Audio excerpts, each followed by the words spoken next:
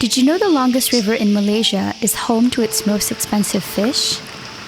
Fetching up to 1,000 ringgit per kilogram, the Emperau is aptly known as the king of the Rajang River.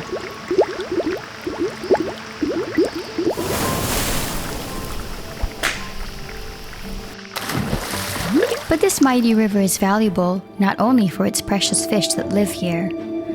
It is valuable because in Sarawak, rivers are the lifeblood that flow to support intricate ecosystems and countless lives. The Rajang River Basin is a heritage, home, and waterway for hundreds of thousands of people and a multitude of flora and fauna species spread across several tributaries and watersheds. A watershed is an area where water is collected.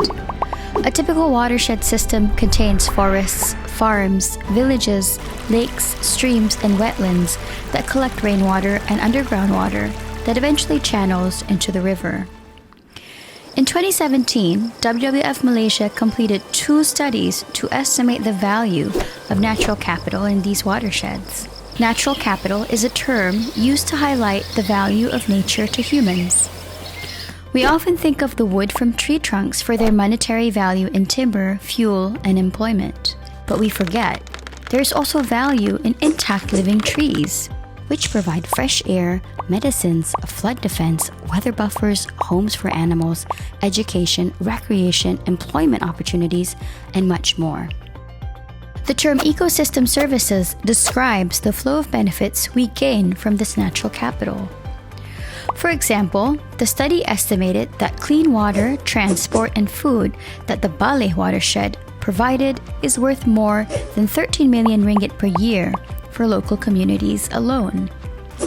The study also estimated values for other ecosystem services, such as preventing sedimentation into the Rajang River, tourist visits, and the appreciation of local people and tourists for the standing forests and species and the watersheds. The study also valued the watershed service of capturing carbon from the atmosphere, which help reduce overall effects on climate change. These services have an estimated value of 1 billion ringgit per year and are enjoyed by the general population in Sarawak and beyond. But there are also other services that watersheds provide. The peace and tranquility of a clean river and the spiritual connection for those who have lived in this land for generations. The chance for visitors from near and afar to experience the cultures of Sarawak and the beauty of her forests, and the survival of wild plants and animals that are unique to this land, such as the clouded leopard, orangutan, hornbill, Irrawaddy dolphin, rafflesia, pitcher plant, and many more. If they lose their home, everyone will lose them forever.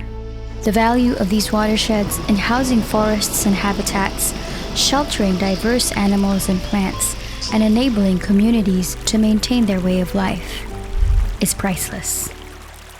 But there are economic pressures to carry out activities that disturb watersheds. Although watersheds are connected ecosystems, there are many different landowners. Actions in one place can impact the flow of ecosystem services to another. For example, there is a dam that supplies water to a few downstream towns. When landowners above the reservoir rampantly cut down trees to clear land to grow crops, they cause soil erosion. Stormwaters will carry the eroded soil that later enter rivers as sediment, which pollutes the water. It costs the water supplier downstream a lot of money to treat the water to make it safe for people to drink. Landowners could reduce the amount of sedimentation caused through better management of the land, but this would cost them more money. However, it may be cheaper to manage the land sustainably and prevent sedimentation than to treat the water later. In fact, it would be better for the water supplier to pay landowners to better manage their land. This would prevent the sedimentation that later forces the water supplier to spend more on water treatment. To make this happen, we need a system called Payment for Ecosystem Services, or PES.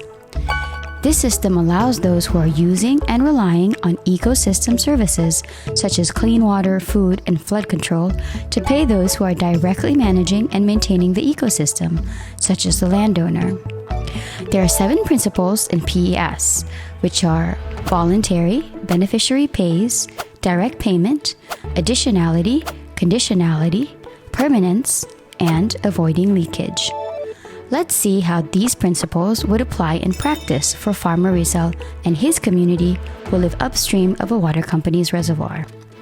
Because the water in the reservoir is constantly getting muddy and polluted with agricultural runoff, the company would like to set up a PES agreement with Farmer Rizal and his community to stop this from happening.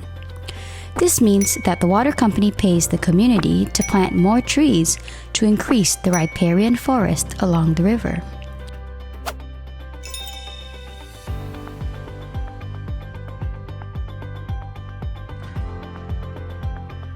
Payment is conditional, which means it is given annually after a joint inspection of the area confirming the trees have been planted. The trees grow year after year and are managed by Farmer Rizal and his community by agreement with the water company. Most importantly, applying PES for Farmer Rizal and the water company to solve the problem in their location does not lead to deforestation in other locations. Here in Sarawak, there are over 7 million hectares of forests to protect, which is 100 times the size of Singapore.